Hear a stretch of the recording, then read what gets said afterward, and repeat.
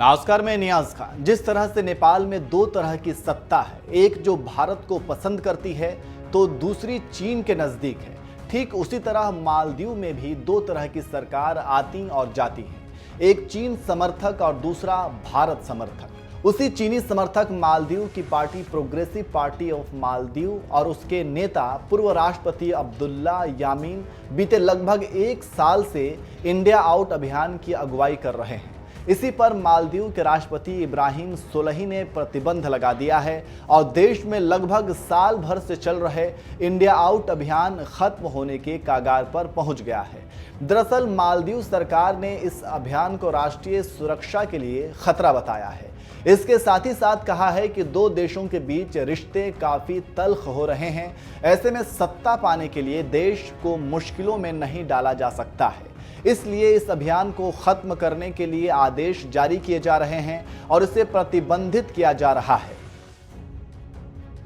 जानकारी देते चलें कि प्रोग्रेसिव पार्टी ऑफ मालदीव के नेता ये दावा कर रहे हैं कि हिंद महासागर में भारतीय सैन्य अधिकारियों की तैनाती की जा रही है, जिससे देश की संप्रभुता खतरे में पड़ सकती है। लेकिन मालदीव के विदेश और रक्षा मंत्रालयों ने बार बार इन दावों का खंडन किया है और भारतीय सेना की मौजूदगी से इनकार किया है। जानकारी की माने तो प्रोग्रेसिव पार्टी ऑफ मालदीव के नेता यामीन भारत विरोधी अभियान चलाकर सत्ता पाना चाहते हैं और भारत की छवि खराब करना चाहते हैं। विदेशी मीडिया की माने तो मालदीव संसद की सुरक्षा सेवा समिति ने इंडिया आउट अभियान के प्रभावों का आकलन किया है और मार्च में सरकार को रिपोर्ट सौंपी है, जिसमें यह पाया गया है कि भारत की नीयत ठीक है और मालदीव की स्वतंत्रता को कोई खतरा नहीं है, लेकिन फिर भी भारत विरोधी अभियान चलाया जा रहा था। जानकारी देते चले कि प्रतिबंधित किए गए पार्टी अभियान पर सरकार ने साफ किया है